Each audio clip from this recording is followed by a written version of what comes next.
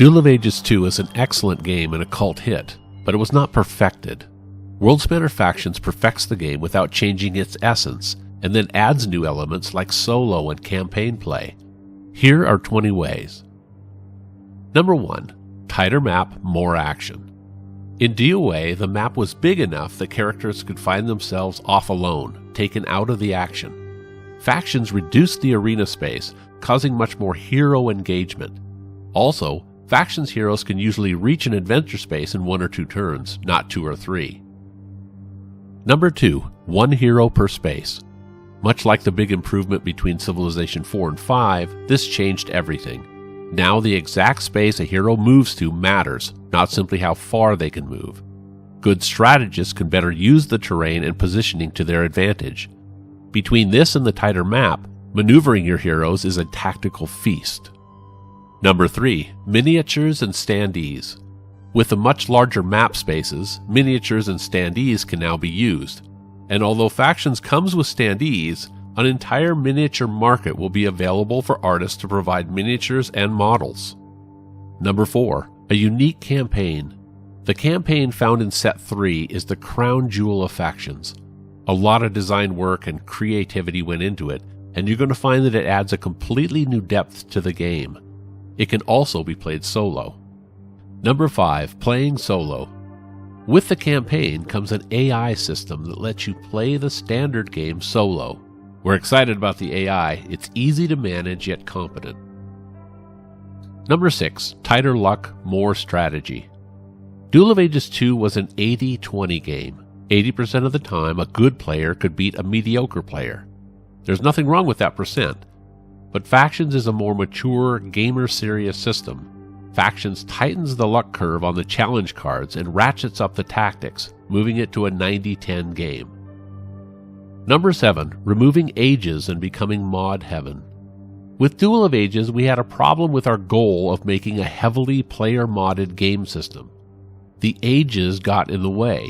You couldn't take something like Star Wars or Game of Thrones and divide the characters into ages. But Factions divides by factions, which any genre or universe can readily handle. Number 8. Mod Heaven website. The Factions website will have the tools for creating your own game material, especially a hero designer. You can create whatever you want. Welcome to Mod Heaven. Number 9. Streamlining.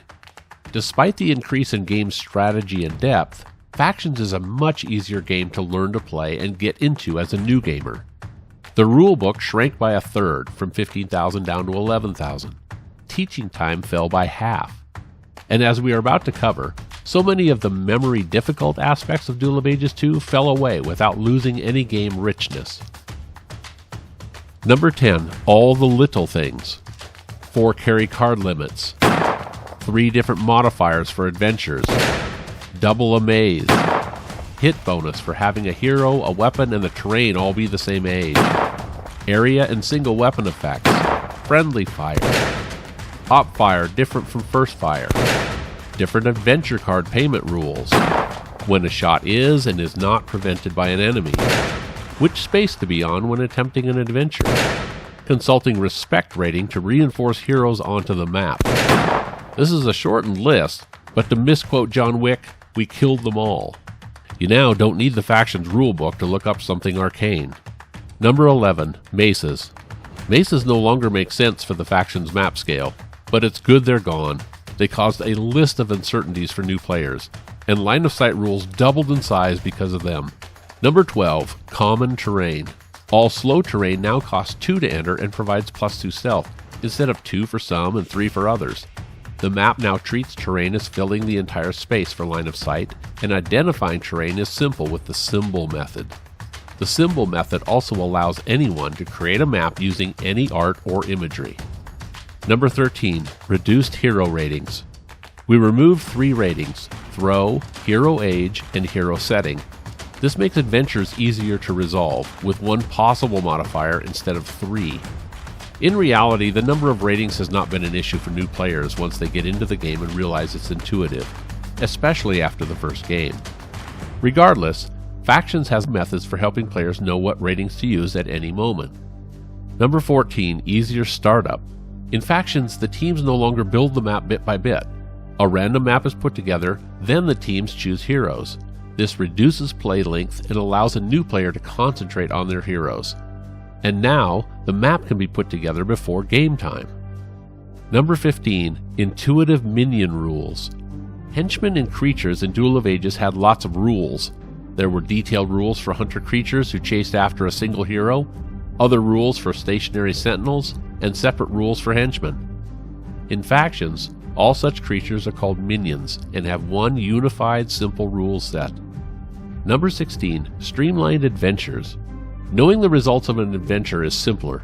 All Squeak, Fail, and Fop adventure results have the same effect. Factions also uses helpful visual aids to make the results clear. Number 17. Team Bases.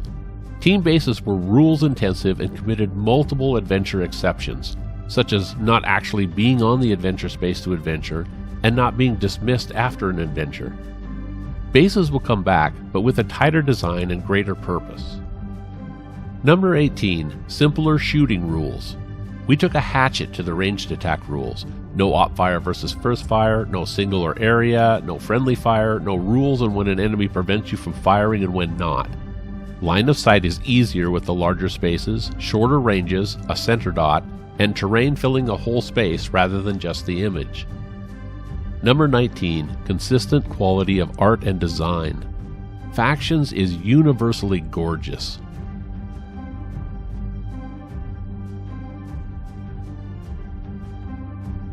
Number 20. A perfected, grown-up design. With Factions, Duel of Ages II has grown up, and it's been readied for you to take the game system to new horizons. Have fun.